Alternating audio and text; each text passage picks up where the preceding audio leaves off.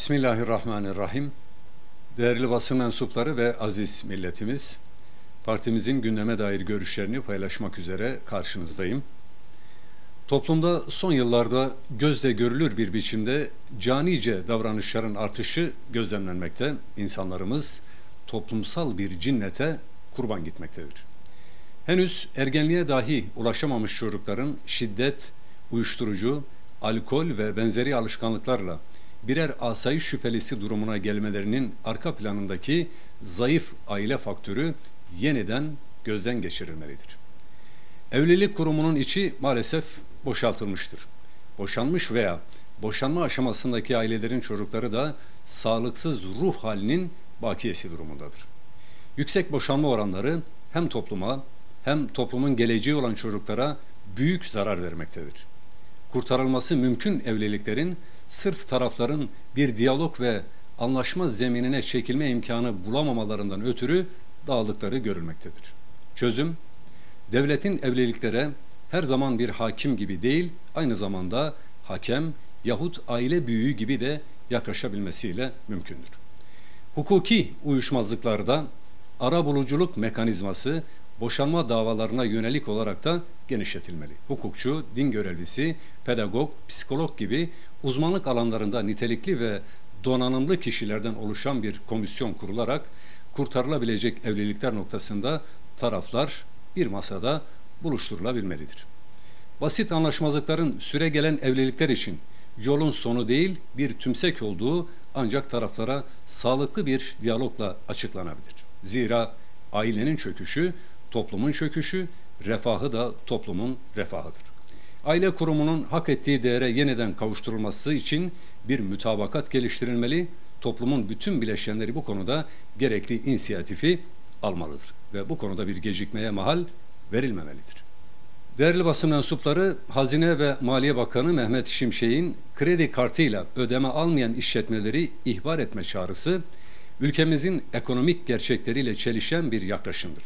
Kredi kartı komisyonlarının yüksekliği küçük ve orta ölçekli işletmelerin maliyetlerini artırırken esnafı da maalesef zor durumda bırakmaktadır. Bu uygulama devlet eliyle bankaları işletmelere ortak etmek demektir.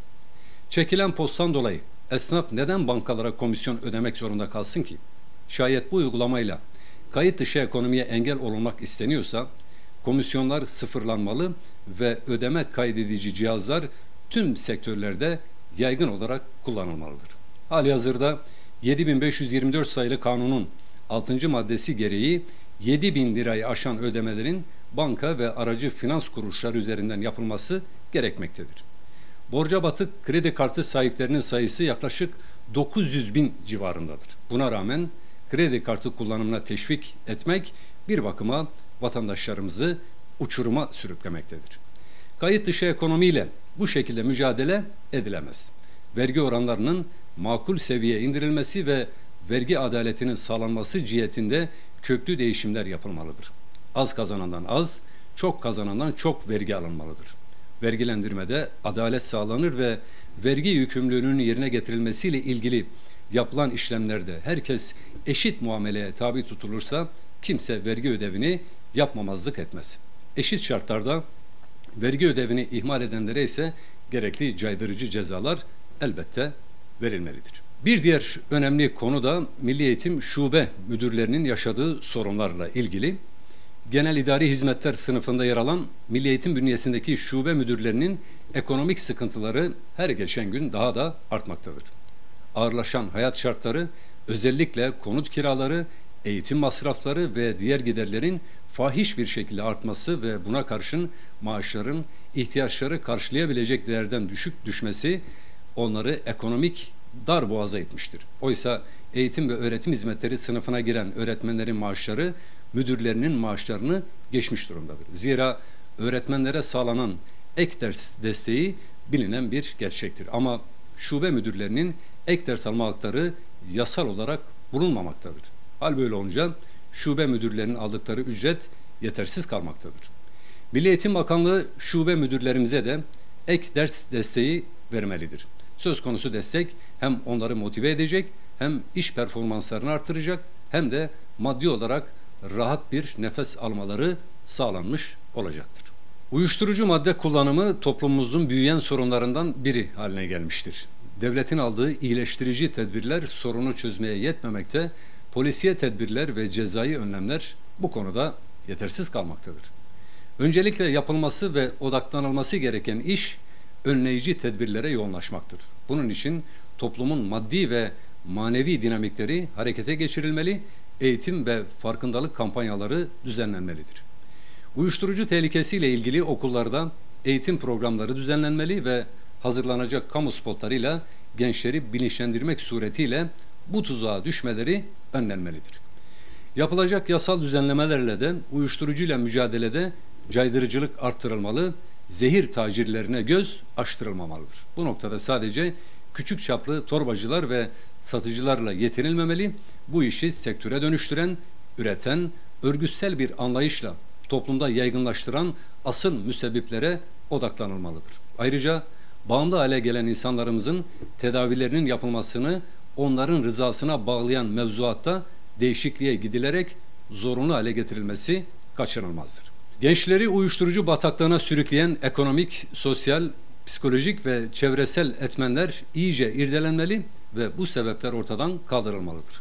Gençlere yönelik sosyal destek programları, psikolojik destek hizmetleri, eğitim ve bilinçlendirme kampanyaları, aile eğitimi ve danışmanlık hizmetleri, denetim ve tedavi sistemlerinin güçlendirilmesi gibi önleyici tedbirler artırılmalıdır. Geçen hafta eski Devlet Tiyatroları Genel Müdürü'nün basına verdiği bir demeçte dile getirdiği vahim iddialar, başta devlet tiyatroları olmak üzere kültür politikalarını masaya yatırmayı zorunlu bir hale getirmiştir. Devlet tiyatroları yıllar içerisinde ideolojik vesayetlerin etkisiyle halkın değerlerinden uzaklaşmış, kendi içindeki çıkar gruplarına hizmet eden bir yapıya dönüşmüştür. Bugüne dek bu yapının başına birkaç istisna dışında liyakat ve ehliyetten yoksun, ifsat odaklarının etkisiyle belirlenen kişiler getirilmiştir.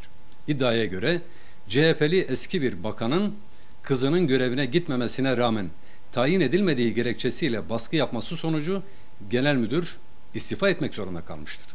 Bu ve benzeri iddialar sistemin ne kadar yozlaşmış olduğunu da göstermektedir. Sanatın ve kültürün bağımsız, değer üreten bir yapıya dönüşmesi gerekirken devlet tiyatroları hem ideolojik hem de çıkar gruplarının kontrolü altında çürümektedir. Devlet tiyatrolarında çalışan ve yurt dışında yaşayan sözde sanatçılara verilen maaşlar, sahnelerde gösterilen eserlerin kalitesizliği, ahlaki kaygılardan yoksun ve intihallerle dolu bir sanat anlayışı bu yapının ne kadar derin bir ifsada yol açtığını da göstermektedir. Halkın vergileriyle fonlanan bu hantal yapının halkın değerleriyle örtüşen özgün içerikler üreten bir kuruma dönüşmesi zaruridir. Ne yazık ki sanatsal üretimin yerini eski yazarların hegemonyası ve belirli mahfillerin kontrolü altında verilen ödüller almıştır. Hüdapar olarak devlet tiyatrolarının ve genel olarak da kültür politikalarının ciddiyetle ele alınmasını, halkın değerleriyle barışık, özgün ve ahlaki içeriklerin üretilmesini hayati bir mesele olarak görüyoruz. Mevcut yapı profesyonel ve köklü bir güncellemeye tabi tutulmalı, klikleşmiş yapı dağıtılmalı ve sanat üretimi bağımsız ve kaliteli bir zemine oturtulmalıdır.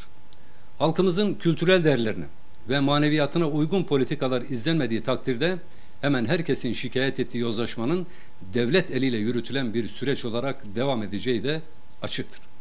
Değerli basın mensupları, Siyonist işgal rejimi Birleşmiş Milletler Genel Sekreteri Antonio Guterres'i istenmeyen kişi olarak ilan ederek işgal altındaki Filistin topraklarına girmesini yasakladı. İşgal rejiminin bu cüreti 7 Ekim'den bu yana Filistin'de ve Lübnan'da 40 binin üzerinde insanı katletmesine ve aynı anda 4 ülkeye saldırarak egemenliklerini ihlal etmesine rağmen katil Netanyahu'nun Birleşmiş Milletler kürsüsünde konuşturulmasının bir sonucudur. İhlalleri, katliamları durdurması gereken uluslararası kuruluş kendi personellerini dahi koruyamamakta, caydırıcı hiçbir adım atamamaktadır. Birleşmiş Milletler'in kürsüsünden katliam ve işgal çağrısı yapan, Birleşmiş Milletler'i tanımadığını açıkça ifade eden işgalcilere karşı atılacak en güçlü adım işgal rejiminin Birleşmiş Milletler'den çıkarılması olacaktır. Uluslararası barış ve güvenliği tehdit eden Birleşmiş Milletler şartı uyarınca Uluslararası Adalet Divanı'nın kararlarına uyma yükümlülüğünü yerine getirmeyen işgal rejiminin BM üyeliğinin iptali gerekmektedir. Türkiye bu konuda inisiyatif alarak gerekli süreci başlatmada öncü olmalıdır.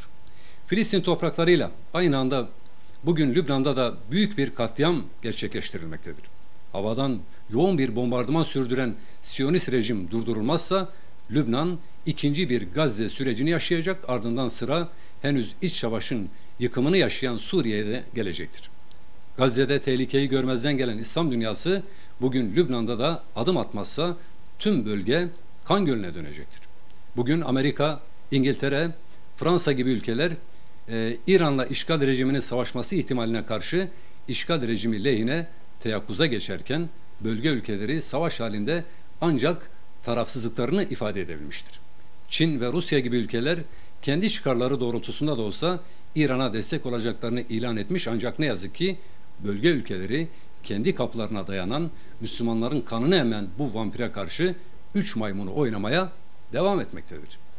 İran tarafından hipersonik füzelerle gerçekleştirilen Gerçek Vaat 2 operasyonu işgal rejiminin zayıflığını ve bir güç ittifakı karşısına dağılacağını ortaya koymuştur. İslam dünyası bu farklılıklarını, ihtilaflarını öteleyerek bir araya gelmeli, bu virüse karşı acilen bir işbirliği yapmalıdır.